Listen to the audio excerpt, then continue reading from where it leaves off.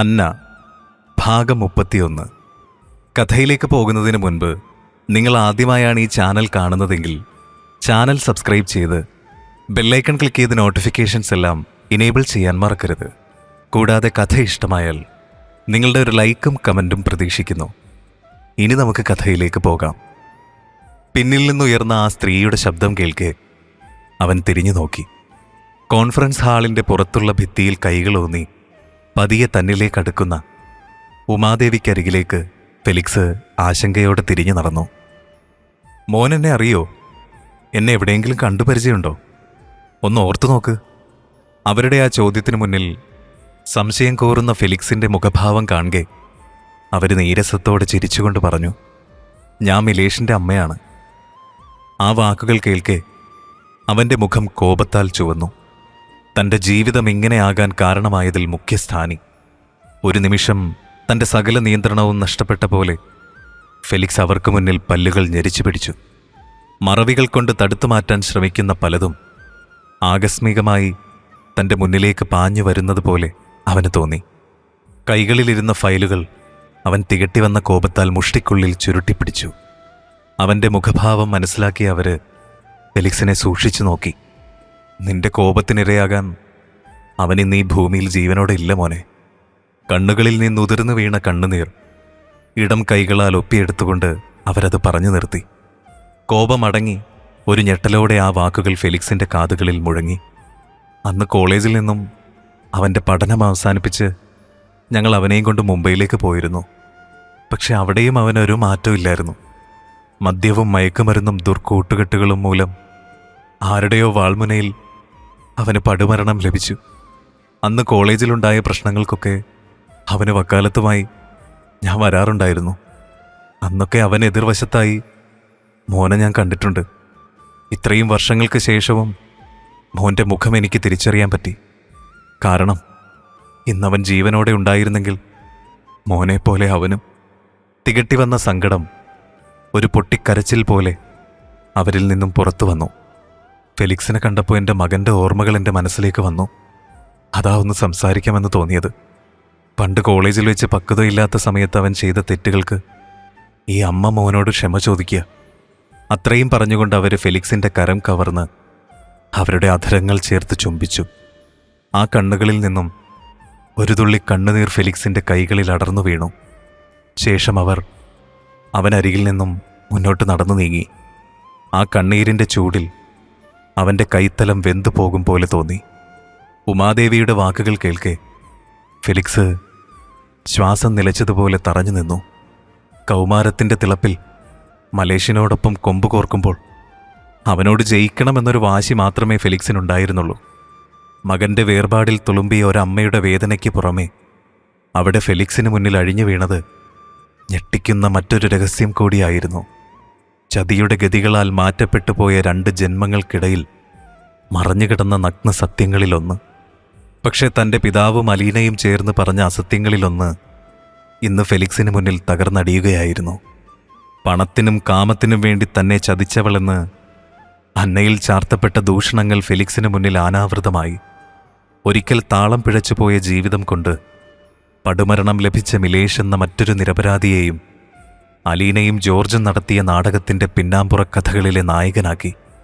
അവിടെ കഥകളൊന്നും അറിയാതെ വേട്ടയാടപ്പെട്ടതോ അന്നയുടെ ജീവിതവും ആരുടെയൊക്കെയോ ചതികൾക്ക് മുന്നിൽ താനും അന്നയും ഇരയായിത്തീർന്നതാണെന്ന തോന്നൽ ഫെലിക്സിൽ ഭ്രാന്തമായ വികാരങ്ങൾ ഉണർത്തി. അവൻ തൻ്റെ തല അടുത്തു കണ്ട ചുമരിൽ ആഞ്ഞടിച്ച് ഒരു ഭ്രാന്തനെപ്പോലെ അലറിക്കരഞ്ഞു. മിലേഷ് കോളേജിൽ നിന്നും പഠനം അവസാനിപ്പിച്ചു പോയ ശേഷം വൈകാതെ തന്നെ അവൻ കൊല്ലപ്പെട്ടു.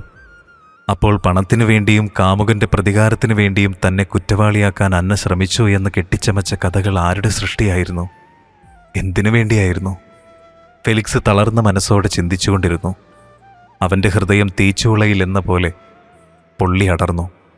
മിന്നുമോളുടെ സംസാരശേഷി തിരിച്ചു കിട്ടാനുള്ള ചികിത്സാ കാര്യത്തിനായി അന്ന കുറച്ച് ദിവസത്തേക്ക് ജോലിയിൽ നിന്നും അവധിയെടുത്തു. അന്നയെ ഓഫീസിൽ പലതവണ ഫെലിക്സ് തിരഞ്ഞുവെങ്കിലും അവളെ കണ്ടെത്താനായില്ല. പിന്നീടാണ് അറിഞ്ഞത് അവൾ ലീവിലാണെന്ന കാര്യം.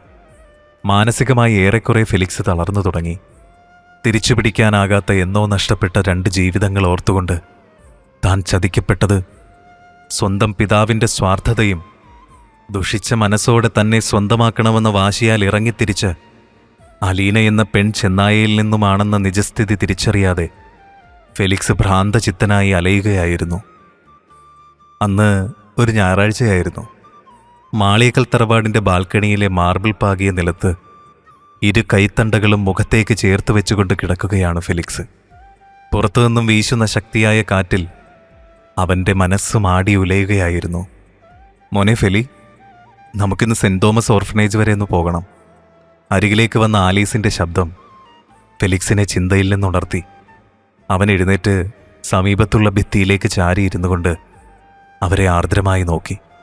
വർഷങ്ങൾക്ക് ശേഷം തൻ്റെ മകൻ്റെ മുഖത്ത് കണ്ട ശോകമൂകമായ ഭാവവും തിളക്കം നഷ്ടപ്പെട്ട ആ കണ്ണുകളും കാണെ അവർ ഫെലിക്സിനരികിലായി നിലത്തേക്കിരുന്നു. ആലീസ് അവനെ അവരുടെ മടിയിലേക്ക് ചായച്ചു കിടത്തി.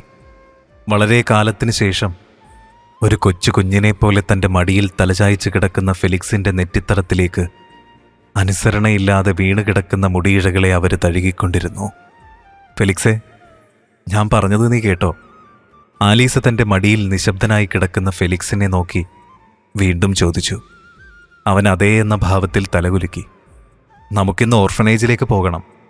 അച്ചായൻ ജീവിച്ചിരുന്നപ്പോൾ ഇതൊക്കെ നോക്കിക്കണ്ട് ചെയ്യുമായിരുന്നു. ഇടവിട്ട് വർഷങ്ങളിൽ പുതുക്കുന്ന അനാഥാലയത്തിന് നമ്മൾ പങ്കിട്ട ഷെയർ ഇനി പൂർണ്ണമായും അവരുടെ അവകാശത്തിലേക്ക് വിട്ടുകൊടുക്കണം.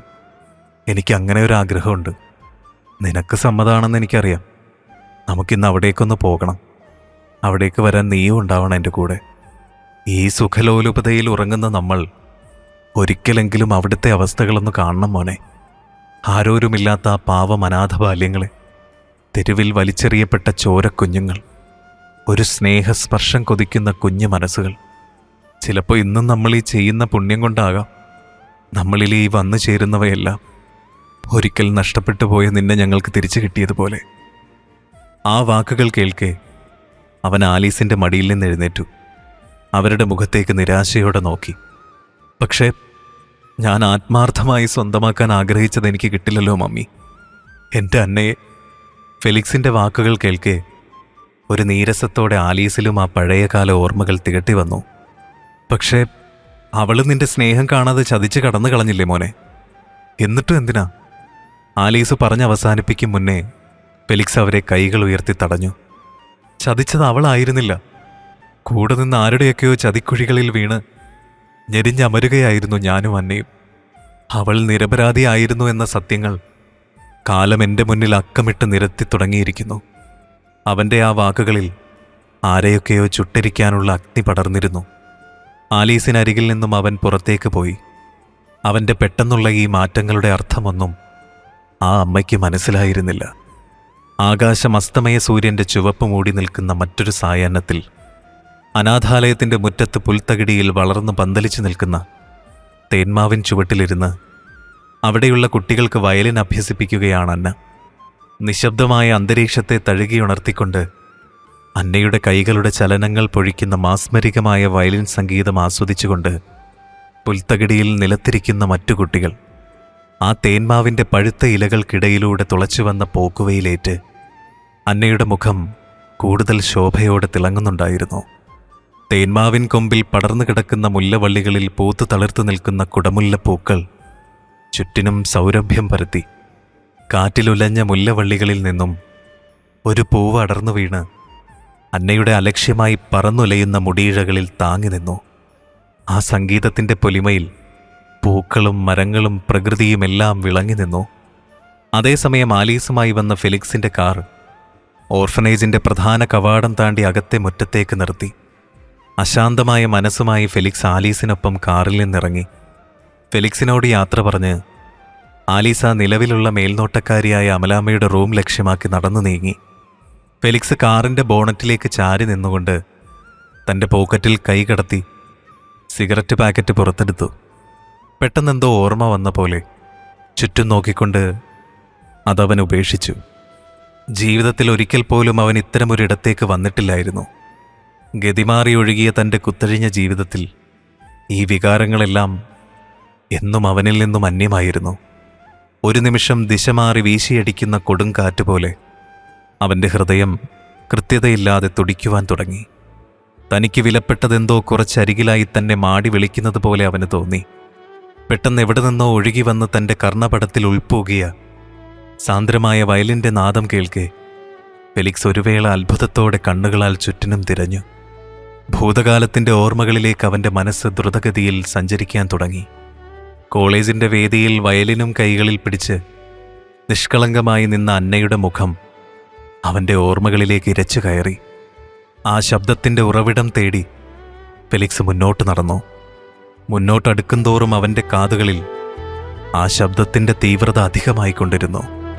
ഫെലിക്സിൻ്റെ കണ്ണും കാതും തിരഞ്ഞു വന്ന ലക്ഷ്യസ്ഥാനത്തിൽ പതിച്ചപ്പോൾ കൺമുന്നിൽ കണ്ട കാഴ്ചയ്ക്ക് മുന്നിൽ തറഞ്ഞു നിന്നു. തുടരും. വീഡിയോ ഇഷ്ടമായെങ്കിൽ ലൈക്ക് ചെയ്യാനും ഷെയർ ചെയ്യാനും സബ്സ്ക്രൈബ് ചെയ്യാനും മറക്കരുത്.